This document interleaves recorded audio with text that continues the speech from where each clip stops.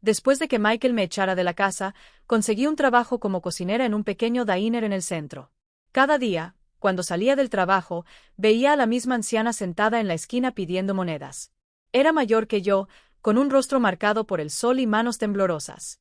Algo en sus ojos me recordaba a mi propia madre. Empecé a detenerme frente a ella. Le daba algunas monedas o, a veces, un poco de pan que sobraba de la cocina. Nunca hablamos mucho, solo un gesto, una sonrisa cansada, y yo continuaba mi camino hacia la pensión donde ahora vivía solo. Tenía 69 años cuando mi hijo me dijo que ya no había lugar para mí en esa casa. No alzó la voz. No hubo escena. Simplemente me miró desde el otro lado de la mesa y dijo que era hora de que encontrara mi propio espacio. Dijo que tenía su vida y sus planes y que yo tenía que entender lo que no sabía hasta mucho después. Recuerdo empacar mis cosas en una bolsa vieja, ropa, algunos documentos, una foto de cuando Michael era pequeño, nada más. No tenía mucho. Había vivido toda mi vida cuidando de esa casa, de ese hijo, de esa familia que ahora me cerraba la puerta con una cortesía fría que dolía más que cualquier insulto. No lloré delante de él. No le di esa satisfacción. Salí con la cabeza en alto, aunque por dentro sentía que algo se rompía. Era como caminar descalzo sobre vidrio, pero sin que nadie notara el dolor. La pensión, donde encontré una habitación, era pequeña y oscura. Las paredes tenían manchas de agua, y el colchón chirriaba cada vez que me movía. Pero era lo que podía permitirme con lo que me quedaba de mi seguro social. Michael no me había dado nada. Ni siquiera se ofreció a ayudarme con el primer mes de alquiler.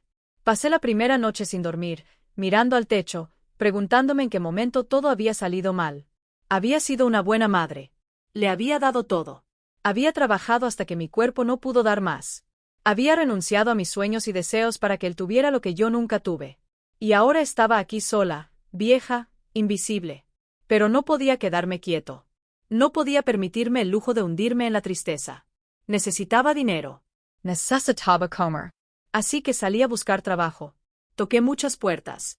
En algunos lugares, ni siquiera me dejaron terminar de hablar. No contratamos a personas de tu edad, me dijeron con una sonrisa incómoda. En otros, me miraban de arriba abajo y sacudían la cabeza antes de que siquiera dijera mi nombre. Hasta que llegué al restaurante del señor George. Era un lugar modesto con mesas de madera y manteles a cuadros. Olfateaba a cebollas fritas y café recién hecho.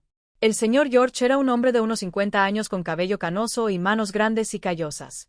Me miró en silencio cuando le dije que estaba buscando trabajo. ¿Sabes cocinar? Me preguntó.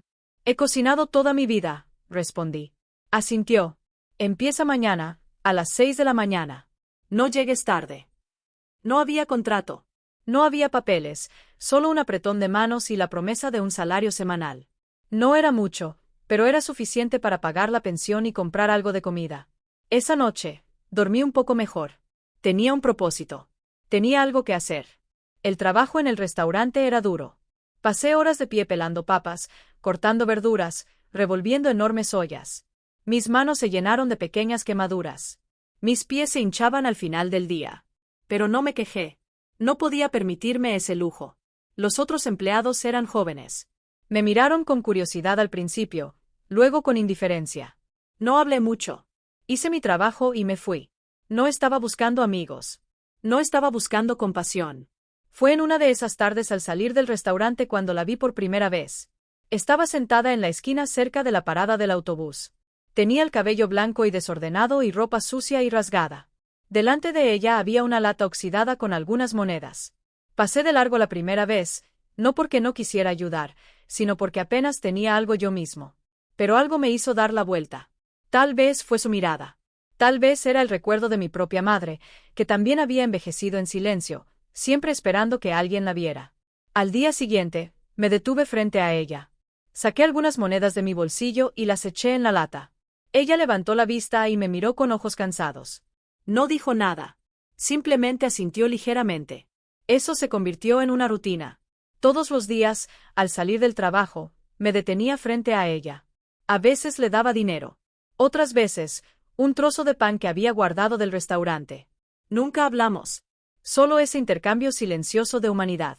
Pasaron semanas, luego meses.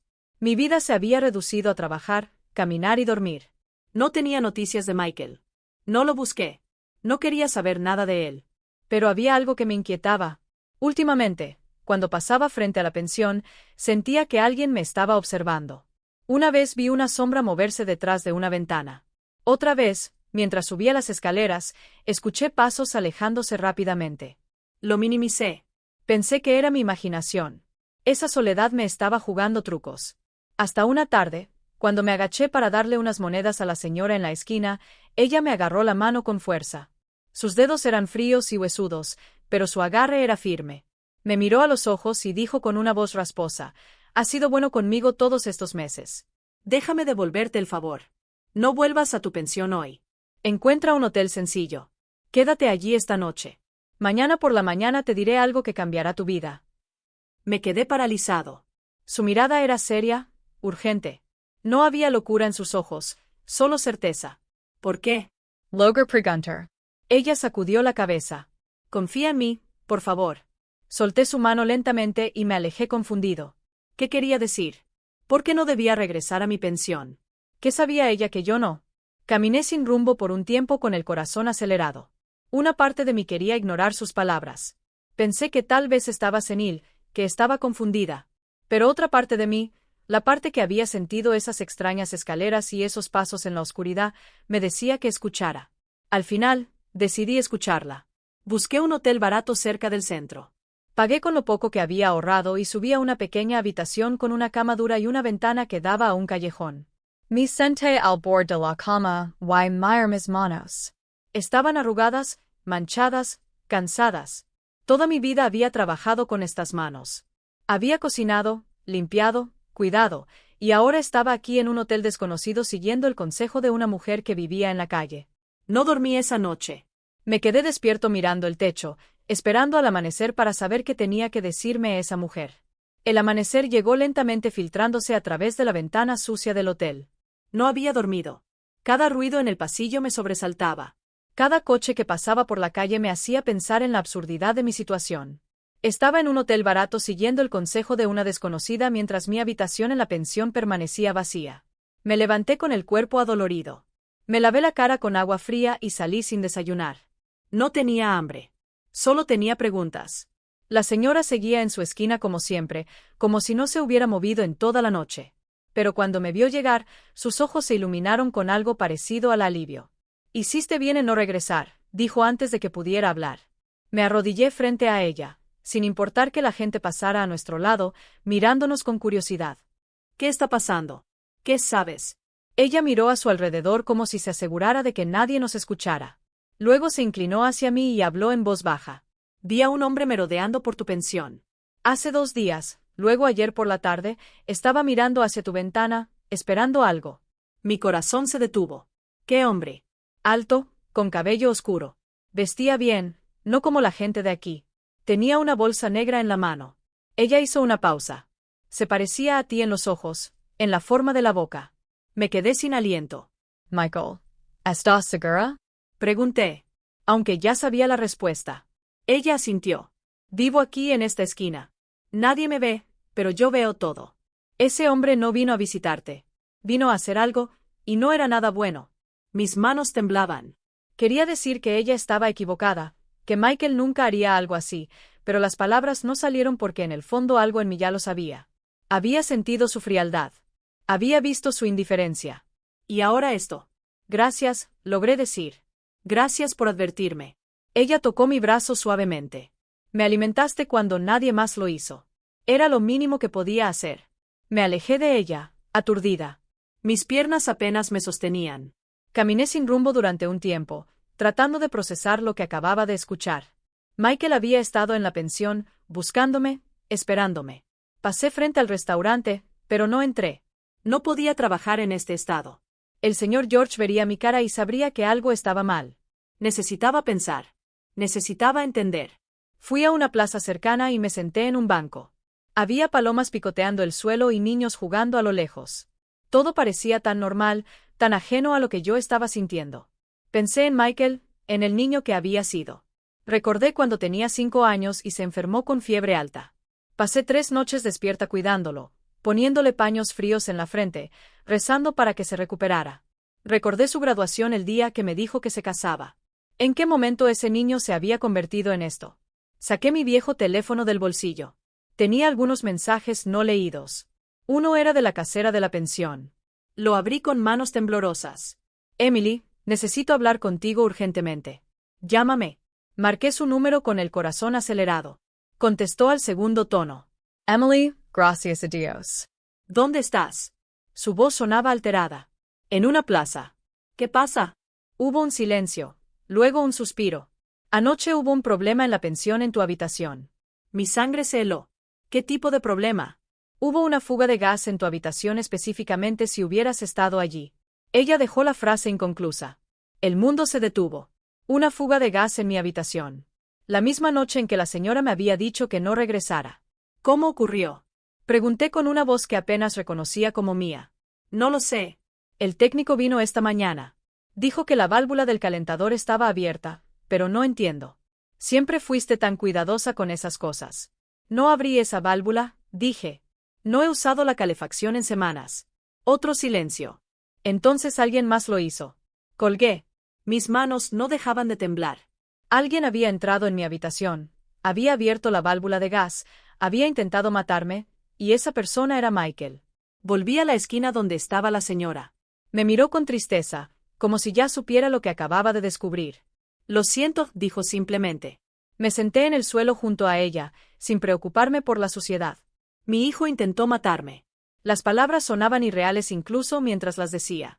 Pero eran verdad, tan verdad como el sol quemando nuestra piel en ese momento. Los he visto antes, dijo suavemente. Niños que se cansan de esperar, que quieren lo que tienen sus padres. Es más común de lo que piensas. Pero no tengo nada, dije con amargura. Solo una pequeña propiedad que dejó mi esposo. Un terreno que apenas vale unos pocos miles. Por eso, por tan poco, me miró con ojos sabios. Para algunos, cualquier cantidad es suficiente, especialmente si tienen deudas, si tienen vicios, si tienen necesidades que no pueden controlar. Recordé entonces las llamadas, las que recibía Michael que lo ponían nervioso, las conversaciones susurradas, las veces que le pedí prestado algo y él se negaba, diciendo que estaba corto de dinero. Siempre pensé que era normal que todos pasáramos por malas rachas. Pero ahora todo tenía sentido. Michael necesitaba dinero, y yo era lo único que estaba entre él y esa tierra que mi esposo me había dejado. ¿Qué hago ahora? No le pregunté específicamente a ella, al aire, al cielo, a quien quisiera responder. Ve a la policía, dijo firmemente. Y les cuentas todo porque si no lo haces, él lo intentará de nuevo.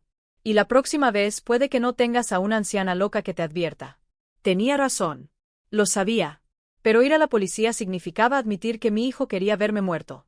Significaba poner en palabras lo que apenas podía aceptar en mi mente. Pasé el resto del día caminando por la ciudad. No fui a trabajar. No llamé al señor George para explicar. Solo caminé, tratando de encontrar el valor para hacer lo que tenía que hacer. Al caer la noche, volví al hotel barato. Pagué por otra noche con lo poco que me quedaba. Me encerré en la habitación y finalmente lloré. Lloré por el hijo que había perdido, por la vida que había construido y que ahora se desmoronaba, por mí misma y por la ingenuidad de creer que el amor de una madre era suficiente para protegerme de todo. Cuando se me acabaron las lágrimas, me lavé la cara y me miré en el espejo.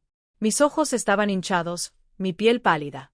Parecía más viejo de lo que era, pero había algo nuevo en mi mirada, algo duro, algo que no estaba antes.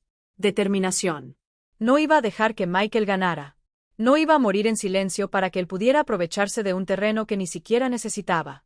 Si quería matarme, tendría que enfrentarse a mí primero. A la mañana siguiente, busqué la comisaría más cercana. Era un edificio antiguo con pintura descascarada. Entré con paso firme, aunque por dentro temblaba. Un joven oficial me recibió en el mostrador. ¿Cómo puedo ayudarle, señora? Tomé una respiración profunda. Estoy aquí para denunciar un intento de asesinato. Él miró hacia arriba sorprendido. ¿Puedes darme más detalles?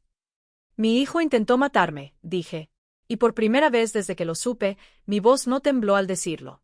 Me sentaron en una pequeña habitación. Otro oficial, mayor, con un uniforme impecable y una mirada seria, llegó. Se presentó como el sargento Miller. Cuéntame desde el principio, dijo, abriendo un cuaderno. Y se lo conté. Le conté sobre el desalojo de mi casa, sobre el trabajo en el restaurante, sobre la señora en la esquina y su advertencia sobre la fuga de gas, sobre Michael merodeando por la pensión. El sargento tomó nota sin interrumpirme. Cuando terminé, me miró con una expresión que no pude descifrar. ¿Tienes pruebas de todo esto?, preguntó. La casera puede confirmar el gas. Y la señora que me advirtió vio a Michael. Esa señora tiene un nombre, una dirección. Me di cuenta de que ni siquiera sabía cómo se llamaba. Ella vive en la calle en la esquina de la Avenida Central y la Quinta. El sargento cerró su cuaderno. SRA. Davis, voy a ser honesto contigo. Sin pruebas concretas, esto es difícil de investigar. Una fuga de gas puede ser un accidente, y el testimonio de una persona sin una dirección fija no tiene mucho peso legal. Sentí que me hundía. Entonces, no vas a hacer nada. No dije eso. Voy a abrir una investigación. Voy a hablar con el propietario. Voy a verificar si hay cámaras en la zona, pero necesito que estés preparado para que esto tome tiempo. Asentí, aunque por dentro sentía que me ahogaba. El tiempo era exactamente lo que no tenía porque Michael seguía ahí afuera. Y ahora él sabría que estaba en alerta. Salí de la comisaría con las piernas pesadas. El sol quemaba la acera y la gente pasaba a mi lado apresurada, cada uno envuelto en sus propias preocupaciones. Nadie me miraba. Nadie sabía que acababa de denunciar a mi propio hijo por intentar matarme. No podía volver a la pensión. Eso estaba claro. Pero tampoco podía seguir pagando por hoteles. El dinero que había ahorrado se estaba acabando rápidamente. Necesitaba pensar. Necesitaba un plan. Kamen al restaurante. Señor. George estaba en la cocina como siempre, con su delantal manchado y el ceño fruncido mientras revisaba una olla. Cuando me vio entrar, sus expresiones se suavizaron un poco. Emily, no viniste antier. Lo siento, dije. No sabía qué más decir. Se secó las manos en su delantal y me miró de arriba a abajo. ¿Estás bien? La simple pregunta casi me rompe. Nadie me había preguntado eso en tanto tiempo que había olvidado cómo se sentía que alguien se preocupara. Asentí, aunque ambos sabíamos que era una mentira. Necesito trabajar, dije. Por favor, necesito el dinero. El señor George suspiró. Está bien, pero si te pasa algo, si necesitas ayuda, me lo dices. De acuerdo. Asentí de nuevo y me puse el delantal. El trabajo me ayudó a no pensar. Pelé patatas hasta que me dolieron las manos. Corté cebollas hasta que las lágrimas que caían podían confundirse con las causadas por el ardor. Lavé los platos hasta que el agua caliente me puso la piel roja. Al final del día, el señor George me pagó por toda la semana. Aunque había faltado 2 días, no dije nada. Solo tomé el dinero y lo guardé cuidadosamente en mi bolsillo. Cuando salí, busqué a la señora en su esquina. Necesitaba hablar con alguien. Necesitaba que alguien entendiera por lo que estaba pasando. Pero ese día, ella no estaba allí. Su lugar estaba vacío. Solo quedaba la lata oxidada volcada en el suelo. Un miedo repentino me invadió. ¿Qué pasaría si algo le hubiera pasado? ¿Qué pasaría si Michael hubiera descubierto que ella me había advertido? Caminé por las calles cercanas buscándola, preguntando a otros homeless si la habían visto. Nadie sabía nada. Nadie recordaba haberla visto. Regresé al hotel con el pecho apretado. Subí a mi habitación y me senté en la cama mirando el teléfono. Tenía 3 llamadas perdidas, las 3 de un número que conocía muy bien. Michael no había dejado mensajes de voz, solo las llamadas, insistentes como si supiera que lo estaba evitando. Me fui a la cama sin cenar. El hambre era un dolor sordo en mi estómago, pero no tenía fuerzas para salir a buscar comida. Cerré los ojos e intenté dormir, pero cada ruido me sobresaltaba. Cada paso en el pasillo me hacía contener la respiración. En algún momento de la madrugada, finalmente caí en un sueño inquieto. Soñé con Michael de niño. Tenía fiebre y me llamaba desde su cama. Corrí hacia él, pero la habitación se hacía cada vez más larga. Nunca logré llegar y su voz se volvía cada vez más desesperada hasta que se convirtió en un grito. Me despert sedando. El reloj marcaba las 5 de la mañana. Fuera, todavía estaba oscuro. Me levanté y me lavé la cara. No tenía sentido intentar dormir más. Bajé al vestíbulo. El recepcionista nocturno estaba cabeceando detrás del mostrador. No me vio salir. Las calles estaban vacías. Solo algunos trabajadores tempraneros caminando hacia sus trabajos. Llegué a la esquina donde la señora siempre estaba con la esperanza de encontrarla allí, pero seguía vacía. Me senté en el suelo en el mismo lugar donde ella solía estar y esperé. No sabía qué más hacer. El cielo comenzó a despejarse lentamente, pintándose de tonos grises y naranjas. La ciudad despertaba a mi alrededor. Fue entonces cuando la vi. Ella caminaba lentamente por la acera, arrastrando los pies con una bolsa de plástico en la mano. Cuando me vio sentado en su lugar, se detuvo sorprendida. ¿Qué haces aquí tan temprano?, preguntó. Me levant rapidement. Pensé que te había pasado algo. ¿No estuviste aquí ayer? Sonrió cansadamente. Hay un refugio que abre los jueves. Sirven comida caliente. Fui allí. Levantó la bolsa. Me dieron ropa limpia. Sentí un enorme alivio. Fui a la policía. What's Connie to do? Su expresión se volvió seria. ¿Y qué dijeron? Que van a investigar, pero que necesitan pruebas. Que sin pruebas no pueden hacer mucho. Asintió lentamente.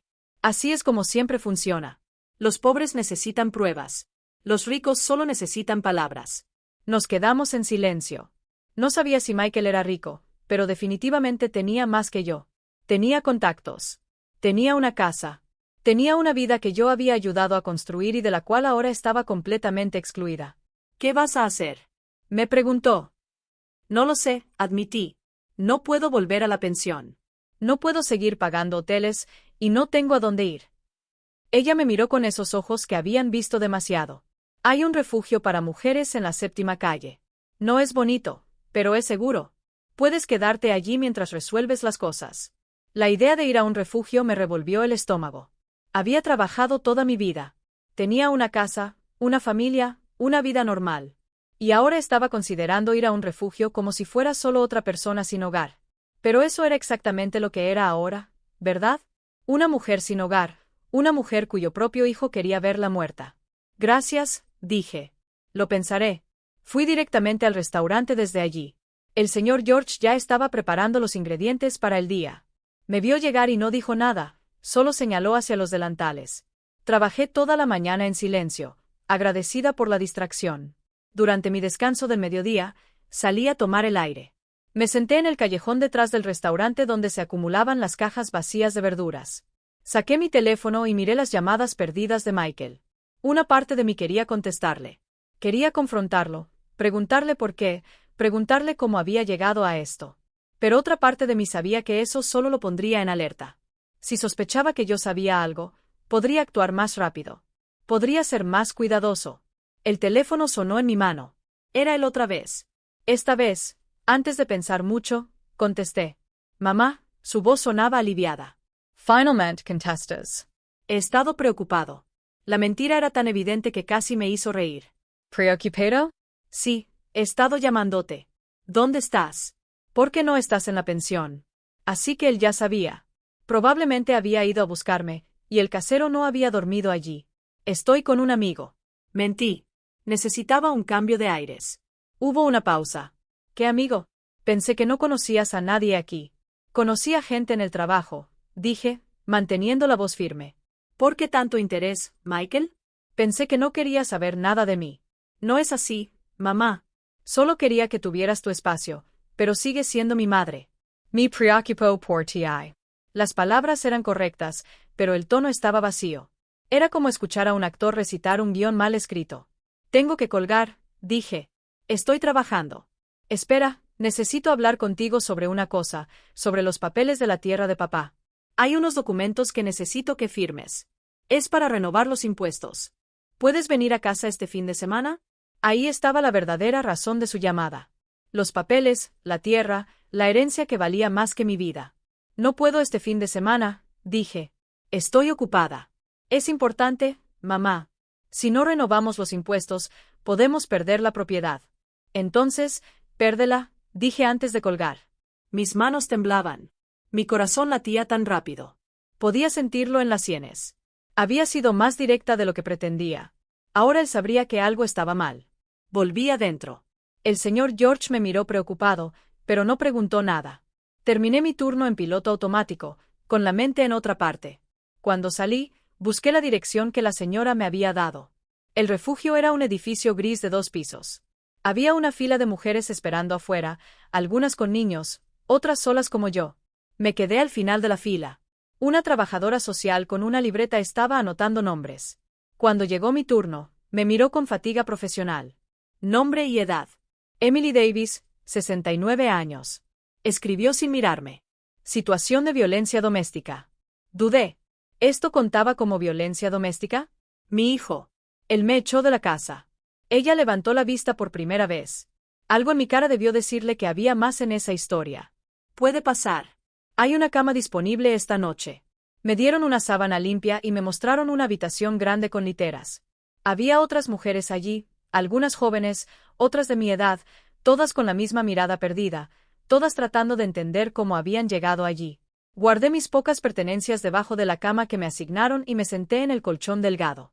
Esta era mi vida ahora. Un refugio, una cama prestada, ningún lugar al que llamar hogar. Pero al menos estaba viva. Y mientras estuviera viva, podía luchar. Pasé 5 noches en el refugio. 5 noches escuchando el llanto de los bebés, las conversaciones susurradas de mujeres que no podían dormir, el chirrido de las literas cada vez que alguien se movía. El lugar olía a detergente barato y a desesperación acumulada. Durante el día, trabajaba en el restaurante. El señor George había notado mi fatiga pero no preguntó. Estaba agradecida por su silencio. No tenía la fuerza para explicar cómo una mujer de 69 años había terminado durmiendo en un refugio para personas sin hogar. En el 6.º día, cuando llegué al trabajo, el señor George me estaba esperando en la puerta trasera.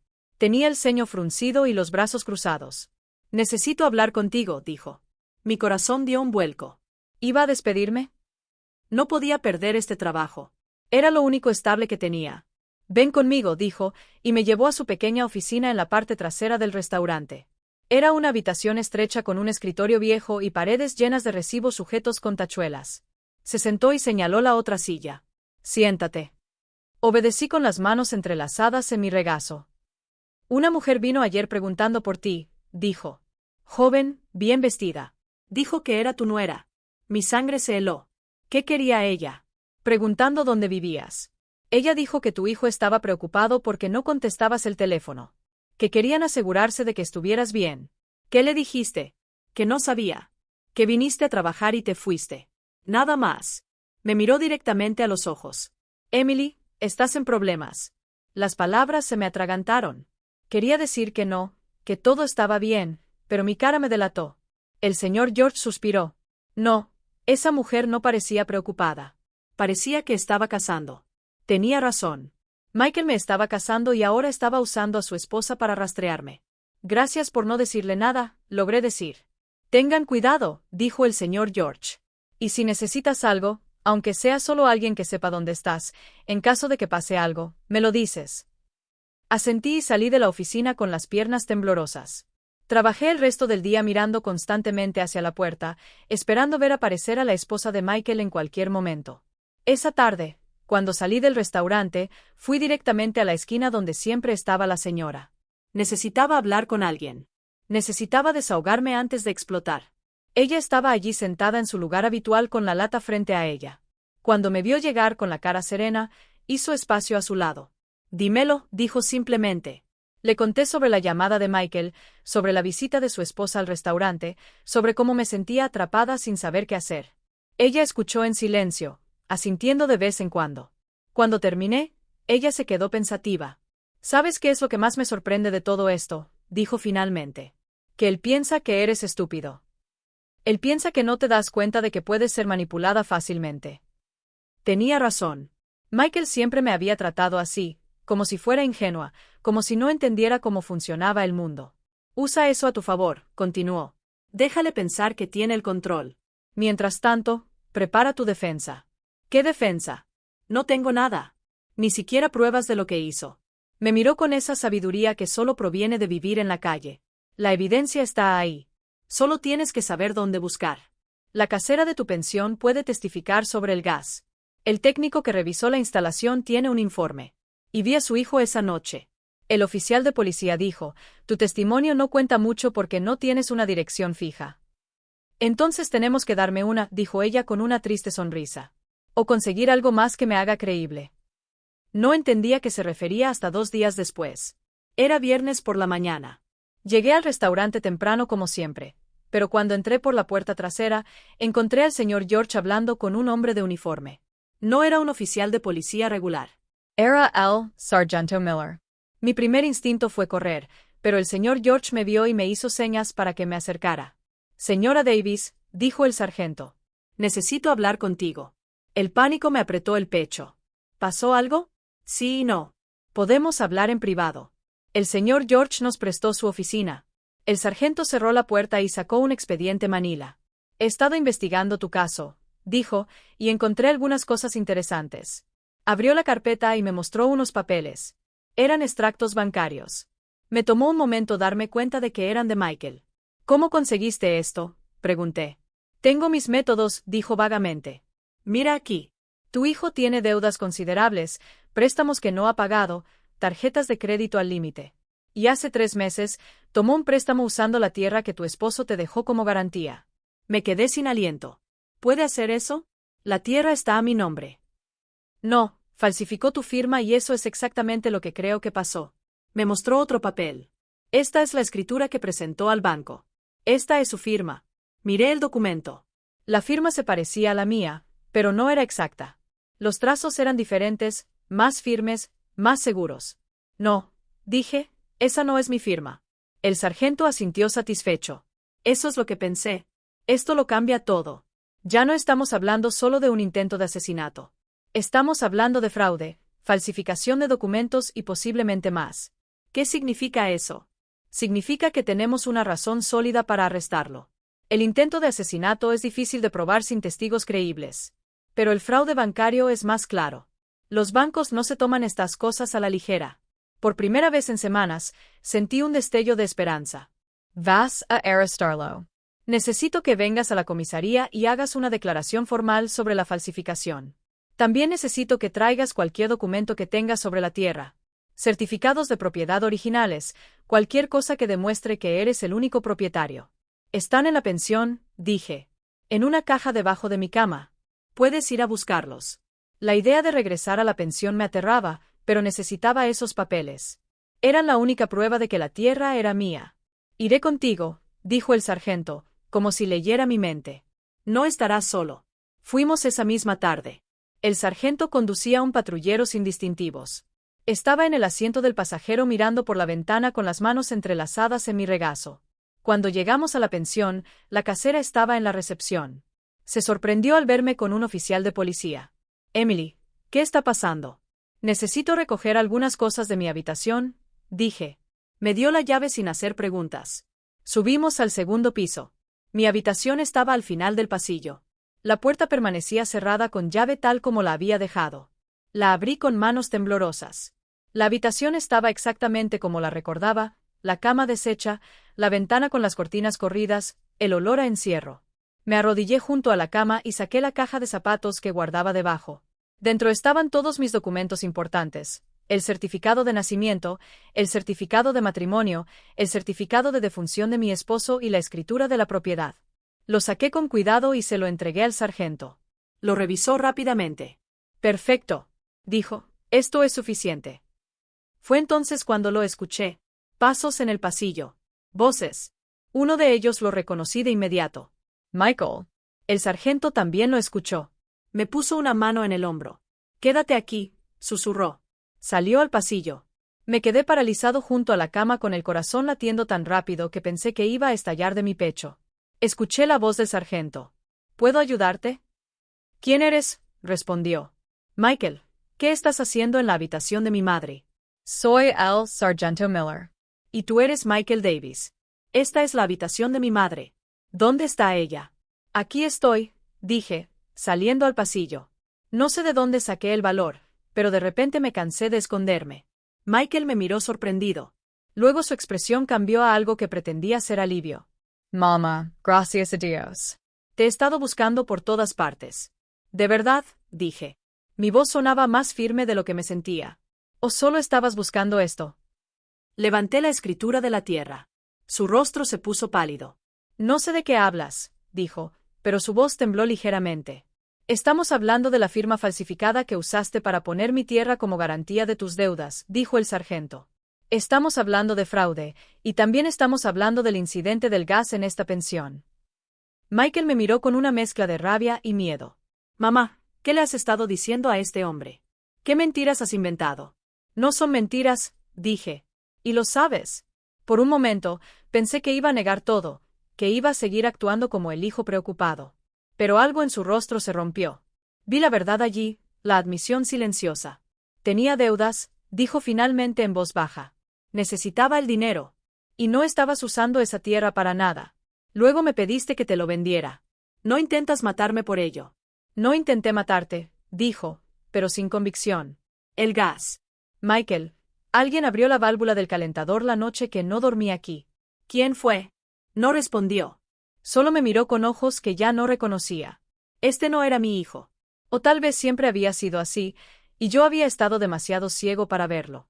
Michael Davis, dijo el sargento, está arrestado por fraude bancario y falsificación de documentos. Tiene derecho a guardar silencio. Mientras el sargento le leía sus derechos y le ponía las esposas, Michael no dejaba de mirarme. Y en esa mirada, vi todo lo que habíamos perdido, todo lo que nunca podríamos recuperar. Observé cómo se llevaban a Michael en el patrullero, con las manos esposadas detrás de la espalda, la cabeza baja, con vergüenza o rabia pintadas en su rostro. No podía distinguir cuál de los dos. El hombre me miró desde la puerta con los ojos muy abiertos, sin saber qué decir. El sargento Miller se quedó conmigo unos minutos más. Necesito que vengas a la comisaría mañana para hacer una declaración completa. Trae todos los documentos que tengas. Vamos a necesitar cada detalle.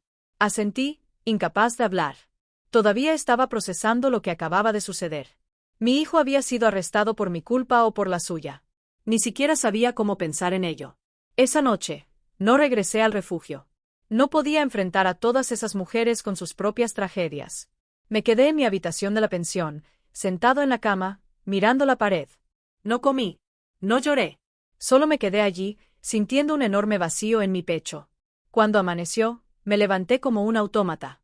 Me duché, me vestí y fui directamente a buscar a la señora de la esquina.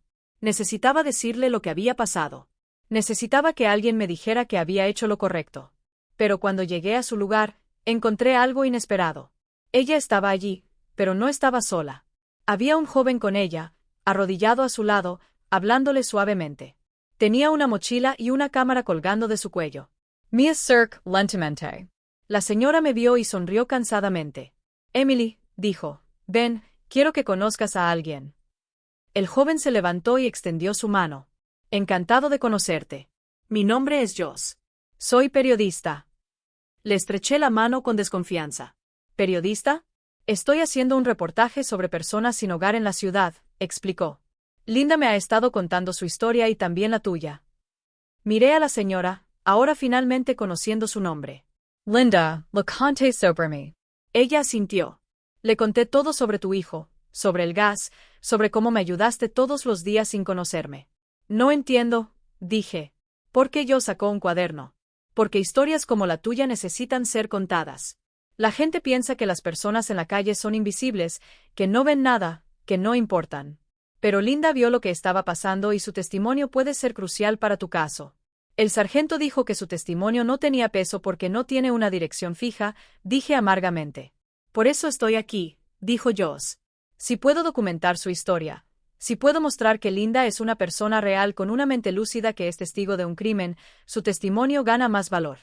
Además, la exposición mediática podría presionar a las autoridades para que tomen el caso más en serio. No sabía qué pensar. Una parte de mí quería mantener todo esto en privado, lejos de los ojos del público, pero otra parte sabía que Joss tenía razón. Michael tenía recursos y contactos. Yo solo tenía la verdad. ¿Qué necesitas de mí? Pregunté. Tu historia en tus propias palabras y tu permiso para publicarla. Pasamos la siguiente hora sentados en un banco cercano. Le conté todo desde el principio.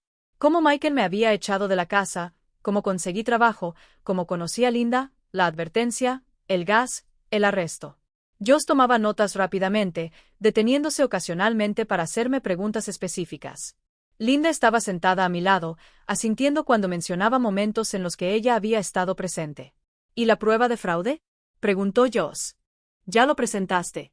Voy a la comisaría hoy. El sargento tiene los documentos. ¿Puedo acompañarte? Me gustaría documentar ese proceso también. Dude, pero finalmente Sunny. Si esto se iba a hacer público de todos modos, mejor que fuera con toda la verdad. Los tres fuimos juntos a la comisaría. El sargento Miller se sorprendió al ver al periodista, pero no lo echó.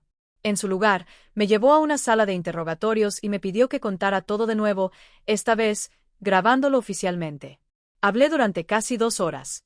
El sargento me interrumpía ocasionalmente para aclarar detalles, para pedirme que fuera más específico en algunas cosas.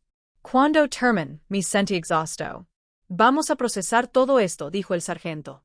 Su hijo está siendo procesado por fraude bancario. Eso es seguro. El intento de asesinato es más complicado de probar, pero con el testimonio de Linda y la evidencia del gas, tenemos una base. ¿Cuánto tiempo va a estar detenido? Pregunté. Depende de si paga la fianza.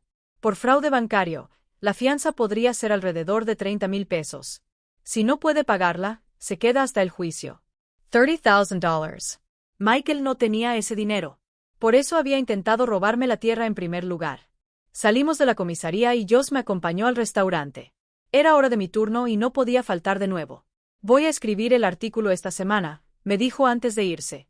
Te enviaré una copia antes de publicarlo para que apruebes todo. ¿Te parece bien? Sí, dije. Gracias. El señor George me estaba esperando en la cocina con una expresión preocupada. Había más clientes de lo habitual y necesitaba ayuda urgentemente. Me puse el delantal y me sumergí en el trabajo, agradecida por la distracción. Pero a media tarde todo cambió. Una mujer entró a la que reconocí de inmediato. Era la esposa de Michael. Se veía desaliñada, con el maquillaje corrido y los ojos rojos de llorar. Me vio detrás del mostrador y vino directamente hacia mí. Tú, dijo con voz temblorosa. ¿Cómo pudiste hacerle esto a tu propio hijo? Todos en el restaurante se quedaron en silencio. El señor George salió de la cocina al escuchar el alboroto. No le hice nada, dije con calma, aunque por dentro estaba temblando. Él se lo hizo a sí mismo. Lo metiste en la cárcel por un estúpido pedazo de tierra que ni siquiera vale nada. Forjó mi firma. Intentó robarme lo único que me quedaba de mi esposo. Y cuando eso no funcionó, intentó matarme. Ella sacudió la cabeza violentamente. Eso es una mentira. Michael nunca haría algo así. Estás inventando todo porque estás resentida de que te pidió que dejara su casa. ¿Su casa? Repetí, esa casa que ayudé a pagar. Esa casa donde crié a ese hijo que ahora quiere verme muerta. Señor, intervino el señor George con voz firme. Necesito que te vayas. Estás molestando a mi empleado. ¿Empleado? Me miró con desprecio. Mira en lo que te has convertido.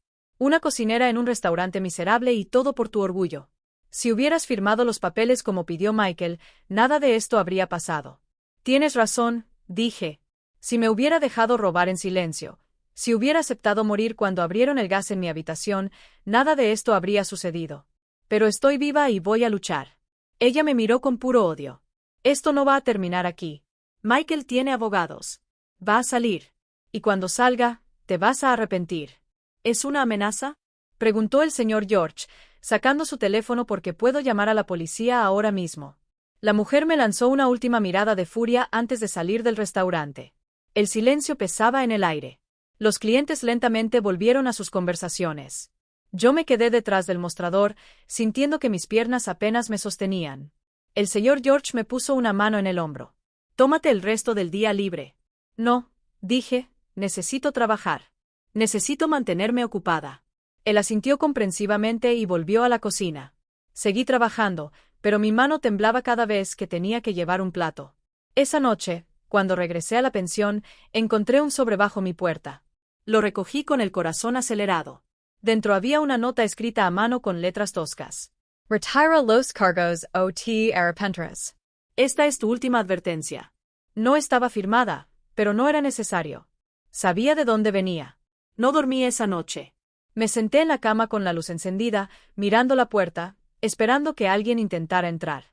Puse una silla bajo el pomo de la puerta, pero sabía que eso no detendría a nadie si realmente querían entrar. Al amanecer, fui directamente a la comisaría. Lo mostró la nota al sargento Miller. Lo leyó con el ceño fruncido. Esto es intimidación de testigos. Voy a añadir esto al expediente. ¿No puedes hacer algo más? Pregunté. ¿No puedes protegerme? Puedo poner patrullas más frecuentes cerca de tu pensión, y te recomiendo que no salgas sola por la noche. ¿Tienes un lugar más seguro donde quedarte? Pensé en el refugio. Pensé en pedirle ayuda al señor George. Pero finalmente, sacudí la cabeza. No quería seguir huyendo. Estaré bien. Mentí. Pero esa tarde, cuando Linda me vio llegar a su esquina, supo de inmediato que algo estaba mal. ¿Qué pasó? Preguntó. Le mostré la nota. Ella la leyó en silencio y luego me miró con determinación. Tienes que dejar que Josh publique el artículo ahora. No espers. Cuanta más gente sepa lo que está pasando, más seguro estarás. ¿Tú crees? Sé cómo funcionan estas cosas. Los criminales actúan en la sombra. Pero cuando hay luces apuntándoles, se esconden. Si tu historia sale en el periódico, si la gente sabe quién eres y lo que te están haciendo, van a pensarlo 2 veces antes de tocarte. Tenía sentido. Llamé a Joss desde el teléfono de Linda. Contestó al segundo tono. Publica el artículo, le dije sin preámbulos. Lo más pronto posible. ¿Estás seguro? Aún no te he enviado la versión final para que la apruebes. Estoy seguro. Solo asegúrate de decir la verdad. Siempre lo hago, dijo. Sale mañana en la edición matutina y también en la versión digital esta noche. Colgué y le devolví el teléfono a Linda. Ella me apretó la mano. Hiciste bien, dijo. Ahora deja que la verdad haga su trabajo. El artículo se publicó a las 6 de la mañana. Joss me envió el enlace por mensaje de texto. Lo leí sentado al borde de mi cama con las manos temblando mientras sostenía el teléfono.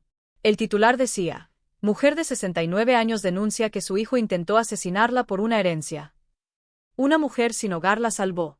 Había fotos, una de Linda en su esquina, otra de la pensión donde vivía, y una de mi tomada el día en que fuimos a la comisaría. Parecía más viejo de lo que recordaba, más cansado. Pero había algo en mis ojos que no había visto en mucho tiempo. Determinación. El artículo lo contaba todo. Mi desalojo de casa, el trabajo en el restaurante, cómo había ayudado a Linda, la advertencia que me salvó la vida, el gas, la falsificación de documentos, el arresto de Michael. Joss había hecho un buen trabajo. No exageró nada. No me pintó como un mártir, ni a Michael como un monstruo. Simplemente contó los hechos, dejando que la historia hablara por sí misma. Al final del artículo, había una cita mía que ni siquiera recordaba haber dicho. No quiero venganza. Solo quiero justicia. Y quiero que otras madres sepan que no están solas y sus propios hijos las traicionan. Apagué el teléfono y me senté en silencio. Ahora todos conocerían mi historia. No habría marcha atrás. Cuando llegué al restaurante, el señor George ya había leído el artículo. Me miró con una mezcla de compasión y respeto. Lo siento, dijo. No sabía que las cosas habían llegado tan lejos. Nadie sabía qué respondí. Ni siquiera yo quería admitirlo.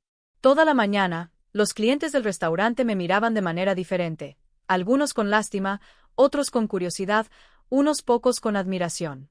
Una señora mayor se acercó a mí al final de su comida. Leí tu historia, dijo en voz baja. Mi hijo también me hizo algo similar. Nunca tuve el valor de denunciarlo, pero tú sí. Gracias por eso. Se fue antes de que pudiera responderle, dejándome con un nudo en la garganta. A media tarde, recibí una llamada de un número desconocido. Respondí con precaución. SRA Davis, soy Sarah Vance. Soy abogada. Leí su historia en el periódico y me gustaría ofrecerle mis servicios de forma gratuita. Me quedé sin palabras. ¿Por qué harías eso? Porque casos como el tuyo necesitan visibilidad. Porque el abuso familiar de los hijos hacia los padres ancianos es más común de lo que la gente piensa. Y porque nadie debería enfrentar esto solo, acepté reunirme con ella esa misma tarde. Su oficina estaba en un edificio modesto en el centro. Era una mujer de unos 40 años con el cabello recogido en un moño y una mirada inteligente.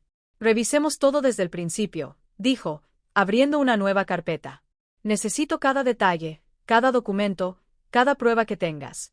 Primus dos horas revisando mi caso. Tomó notas meticulosamente, deteniéndose ocasionalmente para hacerme preguntas específicas. El fraude bancario es sólido, dijo finalmente. Tenemos la firma falsificada. Tenemos su testimonio. Tenemos los documentos originales. Eso es seguro. El intento de asesinato es más complicado, pero no imposible. El testimonio de Linda es crucial. Y el hecho de que el gas se abriera específicamente en tu habitación la noche que no estabas es muy sospechoso. ¿Qué pasa ahora? Ahora esperamos el proceso legal. Su hijo tiene derecho a un abogado y a defenderse. Habrá una audiencia preliminar en unos días para determinar si hay suficientes pruebas para ir a juicio. Voy a estar allí representándote. Salí de su oficina sintiéndome un poco más fuerte. Por primera vez en mucho tiempo, sentí que alguien estaba de mi lado, que no estaba completamente sola en esto. Cuando pasé por la esquina de Linda, la encontré rodeada de gente. Me acerqué preocupado, pero luego vi que no era nada malo. Eran personas que habían leído el artículo y querían ayudarla. Alguien le había traído comida, otro una manta nueva. Una mujer le estaba ofreciendo un lugar en un refugio decente. Linda me vio y sonrió. Mira lo que ha provocado tu historia. Nuestra historia, la corregí. Esa noche, mientras comía un trozo de pan en mi habitación, recibí otra llamada. Esta vez fue el sargento Miller. Señora Davis, necesito informarle que su hijo pagó la fianza esta mañana. Mi corazón dio un vuelco. ¿Cómo pensé que no tenía dinero? Aparentemente, su esposa pidió prestado a algunos parientes. Está fuera bajo condiciones estrictas. No puede acercarse a ti. No puede salir de la ciudad. Y tiene que presentarse cada semana en la comisaría. Pero está libre por ahora. Sí, hasta el juicio. Colgué con manos temblorosas. Michael estaba libre en algún lugar de la ciudad. Y aunque tenía una orden de restricción que era solo un papel, si realmente quisiera hacerme daño, un papel no lo detendría. No pude dormir esa noche. Cada ruido me sobresaltaba. Cada sombra que pasaba frente a mi ventana me hacía contener la respiración. Volví a poner la silla bajo el pomo de la puerta y dejé la luz encendida. A las 3 de la mañana, escuché pasos en el pasillo. Se detuvieron frente a mi puerta. Mi corazón latía tan rápido que pensé que quien estuviera fuera podría oírlo. Esperé. Los segundos se sentían como horas. Luego escuché el sonido de algo deslizándose por debajo de la puerta. Esperé varios minutos antes de atreverme a moverme. Cuando finalmente fui a revisar, encontré otro sobre. Lo abrí con manos temblorosas. Dentro había una foto. Era de mí saliendo del restaurante. Alguien me había estado siguiendo. Alguien me había estado fotografiando. Y en la foto, con marcador rojo, habían dibujado una X sobre mi cara. No había mensaje. No era necesario. La amenaza era clara. Al amanecer, volví a la comisaría. El sargento Miller vio la foto y su expresión se endureció. Esto es una violación de la orden de restricción. Voy a hacer que lo arresten de nuevo. ¿Y si no fue él? ¿Y si fue alguien más? ¿Quién más querría amenazarte? Pensé en la esposa de Michael, en sus palabras furiosas en el restaurante, en su mirada de odio. La esposa del vino al restaurante hace unos días. Ella me amenazó. El sargento lo anotó. Vamos a investigar ambos. Mientras tanto, te recomiendo que busques un lugar más seguro para quedarte. ¿Tienes familia? ¿Algún amigo? Negu Khan la cabeza. No tenía a nadie, solo a Linda, que vivía en la calle, y al señor George, que ya había hecho suficiente por mí. El refugio, entonces, dije con resignación. Pero cuando llegué al refugio esa tarde, me dijeron que no había camas disponibles. Estaba lleno. Podía intentarlo de nuevo al día siguiente, pero no me garantizaban nada. Me quedé en la calle con mi bolsa en la mano, sin saber qué hacer. El sol estaba empezando a ponerse. Pronto sería de noche, y no tenía dónde dormir. Fue entonces cuando vi al señor. George se acercaba. Había venido a buscarme. Linda me llamó. Él dijo, ella me contó lo que pasó, y vine a ofrecerte algo. Tengo una pequeña habitación encima del restaurante. Lo uso para guardar cosas, pero podemos limpiarlo. No es mucho, pero tiene una cama y una cerradura en la puerta. Estarías más segura allí que en la pensión. Las lágrimas me ardían en los ojos. No puedo aceptar. Ya has hecho tanto por mí. No te estoy pidiendo permiso, dijo firmemente. Te estoy diciendo que la habitación está disponible. Si quieres usarla, úsala. Si no, es tu decisión. Pero no voy a dejar que uno de mis empleados duerma en la calle cuando tengo espacio disponible. Acepté, no porque quisiera abusar de su amabilidad, sino porque no tenía otra opción, y porque en el fondo necesitaba sentirme segura, aunque solo fuera por una noche. La habitación encima del restaurante era pequeña, como él había dicho. Tenía una cama gemela, un armario viejo y una ventana que daba a un callejón. Pero la puerta tenía un cerrojo fuerte, y las paredes eran gruesas. Aquí, al menos podía escuchar si alguien intentaba entrar. El señor George me ayudó a subir mis pocas pertenencias. El baño está abajo en el restaurante. Puedes usarlo cuando quieras. Y hay comida en la cocina. No pases hambre. Gracias. Era todo lo que podía decir. Las palabras no eran suficientes para expresar lo que sentía. Esa noche, dormí mejor que en semanas. No porque la cama fuera cómoda o porque el lugar fuera bonito, sino porque por primera vez en mucho tiempo, me sentí segura. A la mañana siguiente, llegó una noticia inesperada. El sargento Miller había arrestado a la esposa de Michael. La habían encontrado cerca de la pensión la noche anterior con una cámara en la mano. Ella había sido la que me seguía. Ella había tomado la foto. Ella dice que solo quería asustarte. El sargento explicó por teléfono que no iba a hacerte daño de verdad. Pero eso no importa. La intimidación de testigos es un delito grave. Ella va a pasar unos días detenida mientras procesamos los cargos. Colgué, sintiendo una extraña mezcla de alivio y tristeza. La esposa de Michael no era una mala persona. Ella solo estaba desesperada tratando de salvar a su esposo, pero sus acciones habían cruzado una línea. El juicio preliminar estaba programado para la semana siguiente. Sarah Vance me preparó durante días, haciéndome revisar mi testimonio una y otra vez, anticipando las preguntas que el abogado de Michael podría hacerme. «Van a intentar pintarte como una madre resentida», me advirtió. «Van a decir que te lo inventaste todo porque estabas enojada porque te pidió que dejara su casa. Tienes que mantener la calma. Tienes que ceñirte a los hechos». Practiqué mi testimonio hasta que las palabras se sintieron mecánicas, pero sabía que era necesario. El juicio no sería uno con emociones, sería uno con pruebas. El día de la audiencia preliminar llegó como una tormenta que ves venir, pero que te golpea fuerte de todos modos. Me desperté temprano antes del amanecer y me senté al borde de la cama, mirando la ropa que había preparado la noche anterior. Un vestido gris sencillo, zapatos usados pero limpios. Era lo mejor que tenía. Sarah pasó a recogerme en el restaurante a las 7 de la mañana. Llevaba un maletín de cuero y una expresión seria. «¿Lista?», me preguntó. No lo estaba, pero asentí de todos modos. El juzgado era un edificio antiguo con pasillos oscuros y un olor a papeles viejos.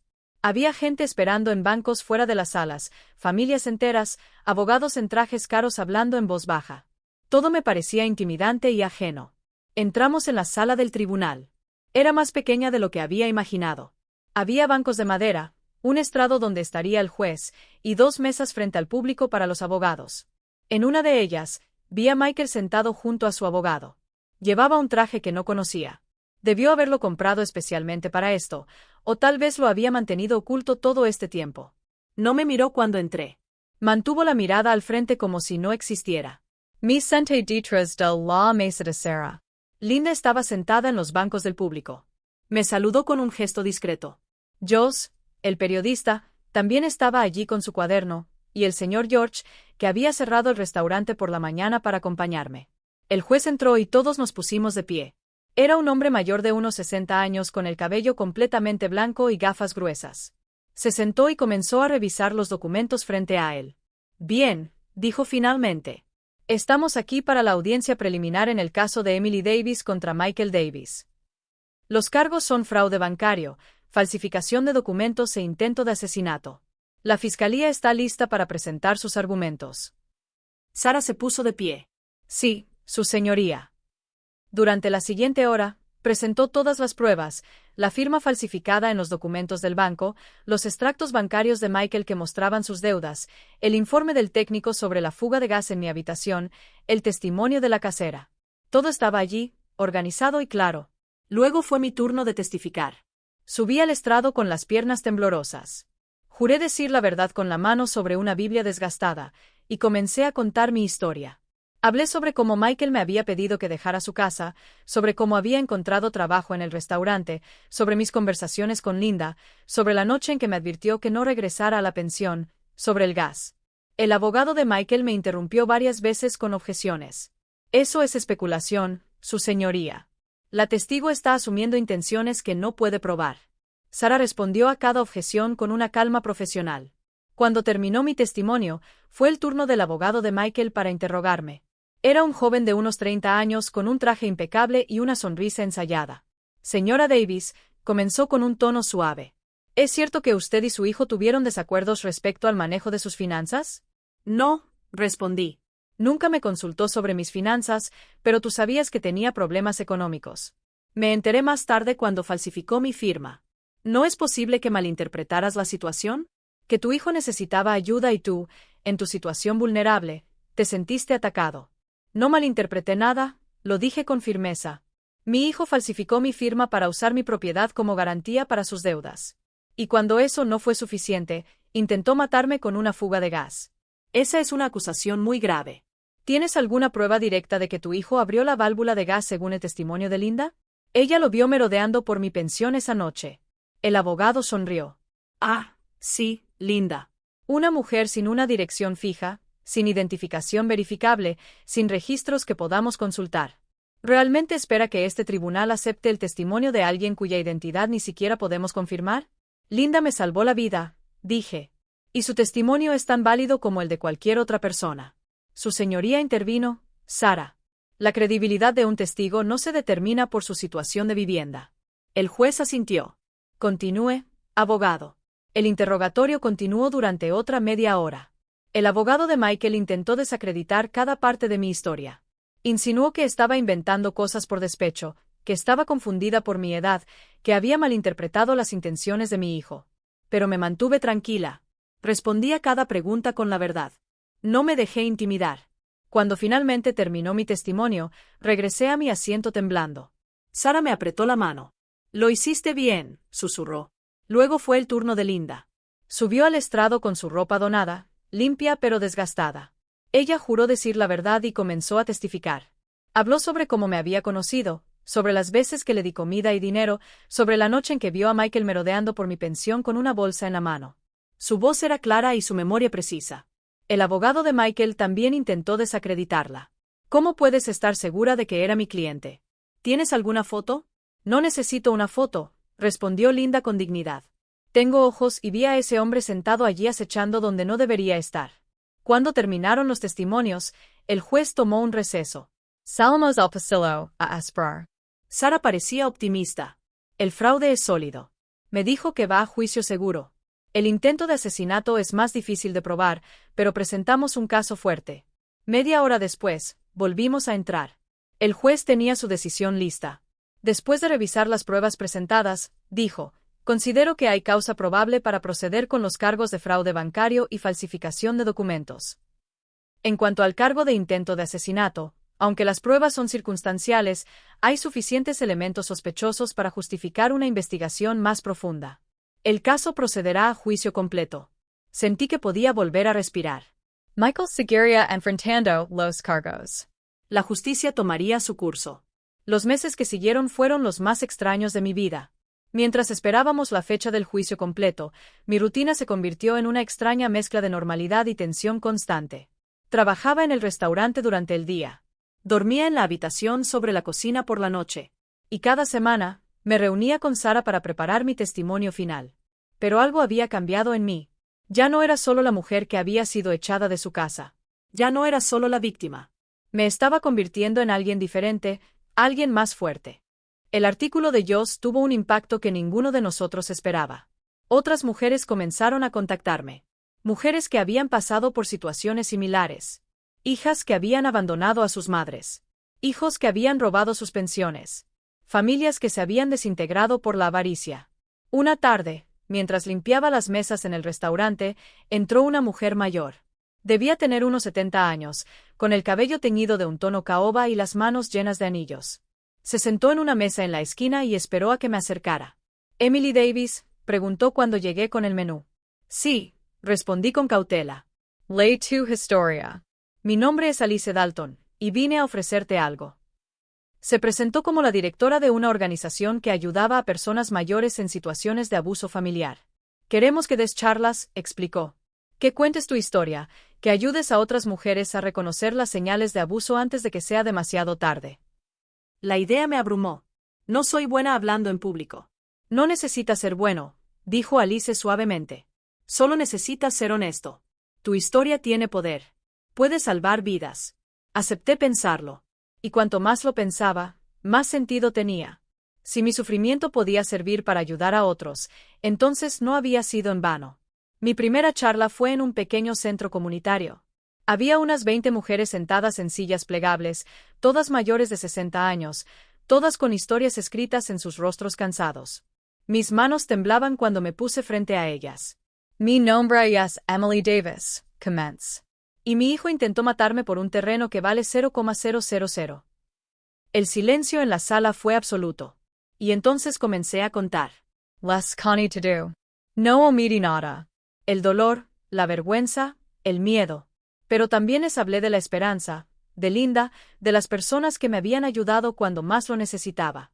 Cuando terminé, varias mujeres tenían lágrimas en los ojos. Una de ellas levantó la mano. «Mi hija hace lo mismo», dijo con voz quebrada. «Me pide dinero constantemente. Me amenaza si no se lo doy». Pensé que era mi culpa, que había hecho algo mal. «No es tu culpa», le dije. «Y no estás sola». Después de esa charla vinieron más. Hablé en iglesias y centros de día para ancianos y grupos de apoyo. Cada vez era más fácil. Cada vez sentía que mi historia servía para algo más grande que yo misma. Mientras tanto, Linda también estaba cambiando. La exposición del artículo le había traído una ayuda inesperada. Una organización sin fines de lucro le había conseguido un lugar en un refugio permanente. Ya no dormía en la calle. Tenía una cama, un techo, 3 comidas al día. Pero lo más importante era que habíamos creado un vínculo. Nos veíamos casi todos los días. A veces ella venía al restaurante y el señor George le daba comida gratis. Otras veces iba al refugio a visitarla. Hablábamos de todo y de nada. Me contó historias de su vida antes de terminar en la calle. Le conté mis miedos sobre el juicio que se acercaba. ¿Sabes cuál es la cosa más extraña de todo esto? Le dije una tarde mientras tomábamos café en el refugio. Que mi hijo me echó de su vida, pero encontré una nueva familia. Tú, el señor George, Sarah, incluso Joss. Todos se han convertido en la familia que nunca pensé que tendría. Linda sonrió. A veces Dios cierra puertas para que encontremos ventanas o, en nuestro caso, para que encontremos esquinas. Nos reímos juntos. Era la primera vez en meses que podía reír de verdad. El juicio estaba programado para principios de diciembre. 2 semanas antes, Sarah me llamó con noticias. El abogado de Michael quiere hacer un trato. Me dijo que él está ofreciendo declararse culpable de fraude bancario a cambio de que tú retires el cargo de intento de asesinato. ¿Qué significa eso? Significa que iría a prisión por fraude, probablemente entre 3 y 5 años, pero no enfrentaría cargos por intentar matarte. Es una sentencia más corta. ¿Y qué piensas? Hubo una pausa. Creo que el cargo de intento de asesinato es difícil de probar. Tenemos pruebas circunstanciales sólidas, pero no tenemos una confesión ni un testigo directo que lo viera abrir la válvula de gas. Un jurado podría dudar. Aceptar el acuerdo garantiza que irá a prisión. Rechazarlo es un riesgo. ¿Cuánto tiempo tengo para decidir? Hasta mañana. Pasé esa noche en vela. Caminé de un lado a otro en mi pequeña habitación pensando en todas las opciones. Parte de mí quería rechazar el trato. Quería que Michael enfrentara todos los cargos. Quería que pagara por haber intentado matarme. Pero otra parte de mí estaba cansada. Cansado de pelear. Cansado de revivir el dolor una y otra vez. 3 años en prisión fueron suficientes para que entendiera las consecuencias de sus actos. 5 años, incluso más.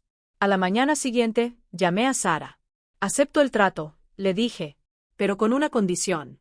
Quiero que renuncie a cualquier derecho sobre la tierra y que firme documentos legales que cedan cualquier reclamación futura sobre mi propiedad, y quiero una orden de restricción permanente. No quiero que se acerque a mí nunca más, ni siquiera cuando salga de la cárcel. Puedo encargarme de eso, dijo ella. Dígamelo a mí. El trato se cerró 3 días después. Michael se declaró culpable de fraude bancario y falsificación de documentos. Firmó los papeles, renunciando a cualquier derecho sobre mi propiedad. El juez impuso una sentencia de 4 años de prisión sin posibilidad de libertad condicional hasta cumplir al menos 2 años. No fui a la audiencia de sentencia. No quería ver su cara cuando escuchara el veredicto. Sarah fue en mi nombre y me llamó después para darme la noticia. Está terminado, me dijo. Puedes seguir adelante con tu vida ahora. Pero seguir adelante no era tan simple como parecía. Los meses que siguieron fueron de adaptación, de sanación, de aprender a vivir sin el constante peso del miedo. Señor. George me ofreció un trabajo permanente en el restaurante con un salario decente. Ya no eres solo un empleado temporal. Me dijo, eres parte de este lugar, y quiero que te quedes. Acepté con gratitud. El restaurante se había convertido en mi refugio, mi hogar. También comencé a reconstruir mi vida financiera. Con la ayuda de Sarah, logré vender el terreno que mi esposo me había dejado. No valía mucho, como había dicho Michael, solo $3,000. Pero era suficiente para empezar de nuevo. Usé parte del dinero para alquilar un pequeño apartamento, solo una habitación, una cocina diminuta y un baño. Pero era mío. Nadie podía echarme de allí. Nadie podía decirme que no había espacio para mí. Con otra parte del dinero, ayudé a Linda. Le compré ropa nueva, zapatos, un abrigo grueso para el invierno. Pagué por el tratamiento dental que necesitaba urgentemente. No fue caridad. Era gratitud. Ella me había salvado la vida. Lo mínimo que podía hacer era ayudarla a mejorar la suya. No tenías que hacer esto, me dijo cuando le entregué las bolsas con sus cosas nuevas. Sí, lo hice, respondí. Me diste una segunda oportunidad. Déjame devolver el favor.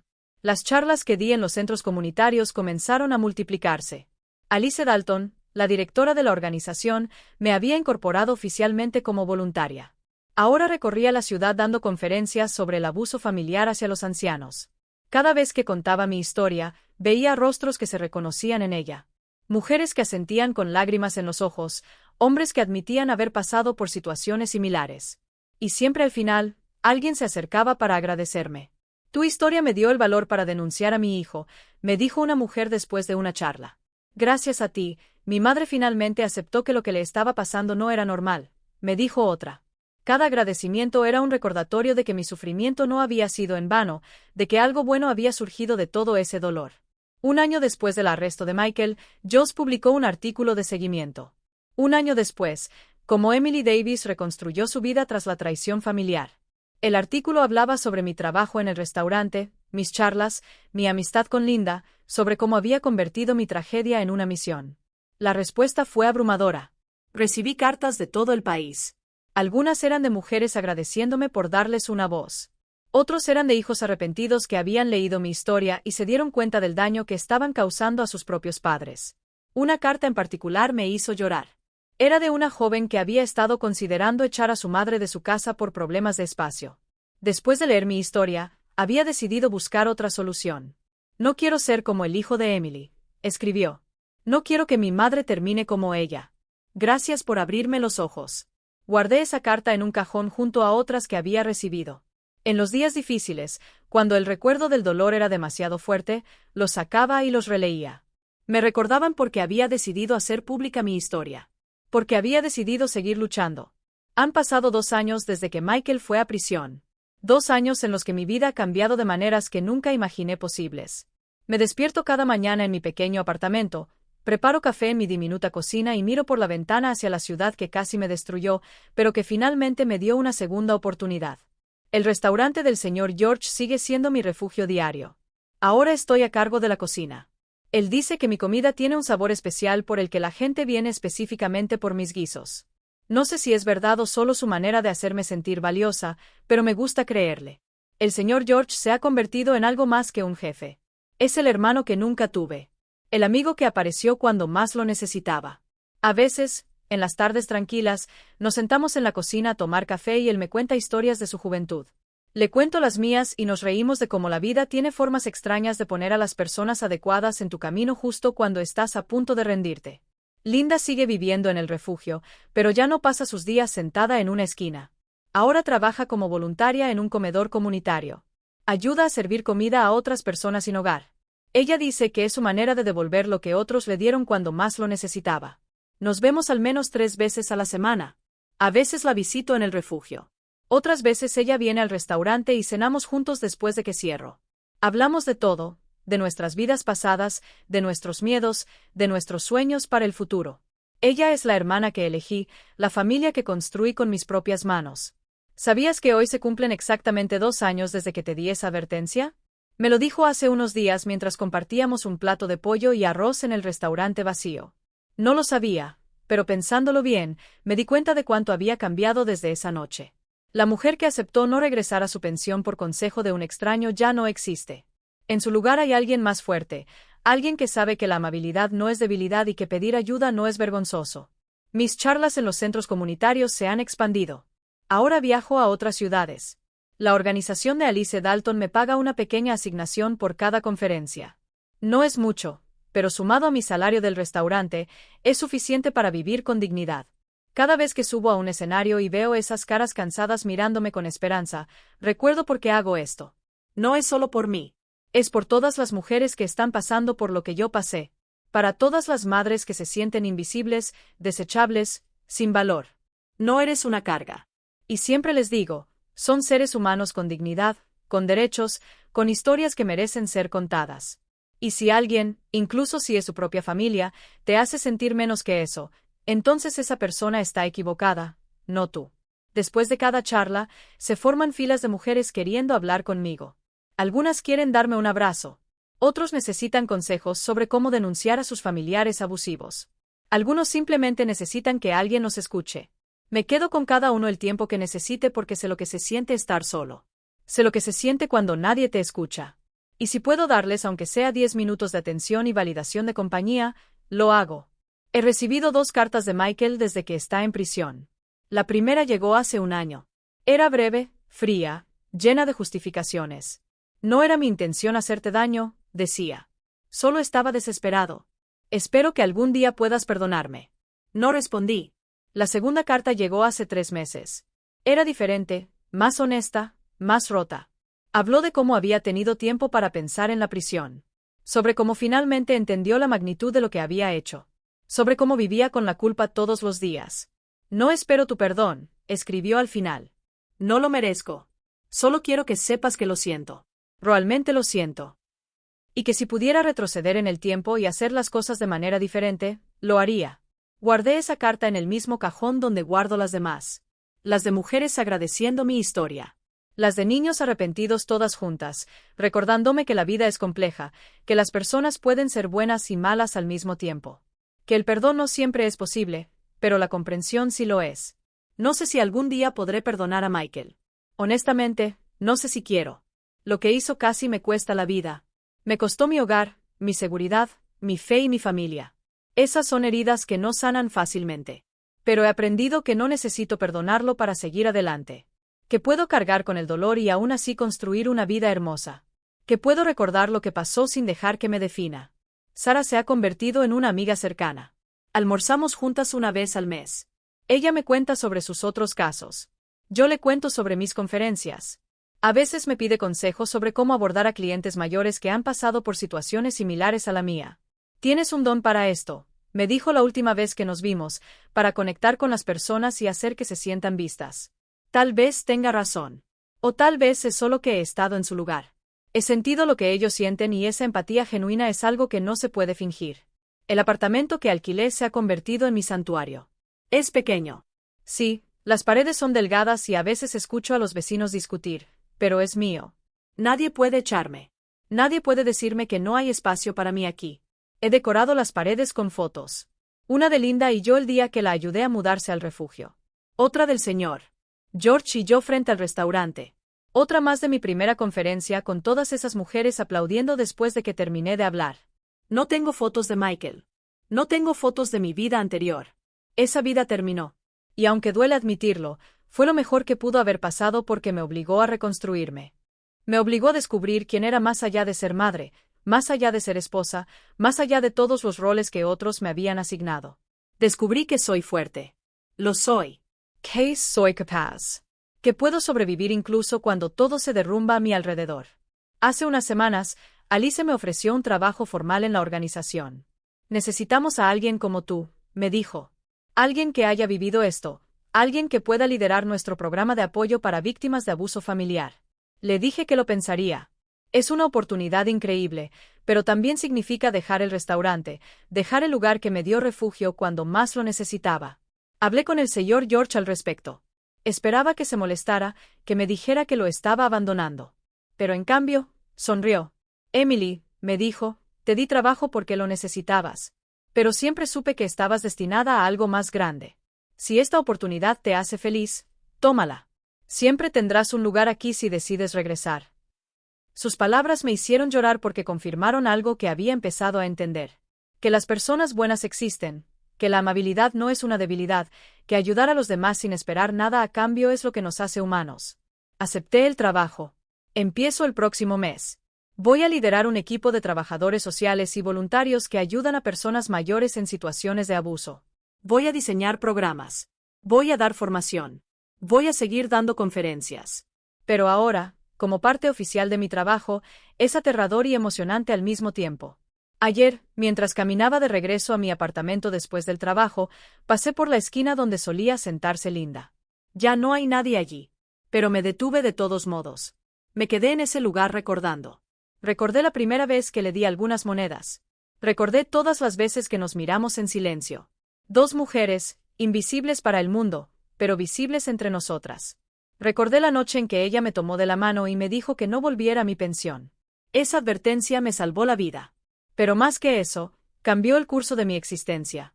Me llevó por un camino que nunca habría elegido, pero que ahora no cambiaría por nada. Porque sí, perdí a mi hijo. Perdí mi hogar. Perdí la vida que conocía. Pero gané algo mucho más valioso. Gané mi dignidad. Gané mi voz. Gané la certeza de que soy más fuerte de lo que jamás imaginé. Y gané una nueva familia. No de sangre, sino de elección. Linda, Al Sr. George, Sarah, Alice, Josh. Todas las mujeres que he conocido en mis conferencias, todos los que me ayudaron cuando estaba en mi punto más bajo. Esta mañana, mientras tomaba café en mi apartamento, recibí un mensaje de Linda. «Desayuno juntas hoy, tengo algo que decirte». Respondí que sí de inmediato porque eso es lo que hace la familia. Se presenta. Hasta present. Está ahí en los buenos y malos momentos. Me puse mi abrigo, el que compré con el dinero de la venta del terreno, y salí hacia el diner donde habíamos acordado encontrarnos. El sol brillaba. Hacía frío, pero no desagradable. La ciudad despertaba a mi alrededor, llena de vida, llena de posibilidades. Y mientras caminaba, pensaba en todo lo que había pasado, en lo lejos que había llegado, en la mujer que había sido y en la mujer en la que me había convertido. Ya no soy la señora de 69 años que fue echada de su casa. Ya no soy solo la víctima de la traición de su hijo. Soy Emily Davis. Soy una sobreviviente. Soy una luchadora. Soy la prueba viviente de que nunca es demasiado tarde para empezar de nuevo. Y si mi historia puede ayudar a incluso una persona a encontrar el valor para salir de una situación abusiva, entonces cada lágrima, cada noche sin dormir, cada momento de miedo habrá valido la pena. Porque al final, la vida no se trata de lo que nos sucede. Se trata de lo que hacemos con lo que nos sucede. Y elegí no quedarme en el papel de víctima. Elegí levantarme. Elegí luchar. Elegí convertir mi dolor en propósito. Y eso, más que nada, es mi victoria. Llegué al diner y vi a Linda esperándome en una mesa junto a la ventana. Cuando me vio entrar, sonrió. Esa sonrisa que había visto por primera vez hace 2 años en una esquina. Esa sonrisa que me había salvado la vida. Me senté frente a ella y tomé su mano arrugada entre las mías. Gracias, le dije. No por primera vez. Probablemente no será la última vez. ¿Por qué?, preguntó, aunque ambos sabíamos la respuesta. Por verme cuando nadie más lo hacía. Por ayudarme cuando no tenías ninguna razón para hacerlo. Por recordarme que todavía hay bondad en este mundo. Ella me apretó la mano. Tú hiciste lo mismo por mí. Nos salvamos mutuamente. Y tenía razón. Porque eso es lo que hacen las personas que se encuentran en medio de la oscuridad. Se aferran. Se apoyan mutuamente. Y juntos encuentran el camino hacia la luz.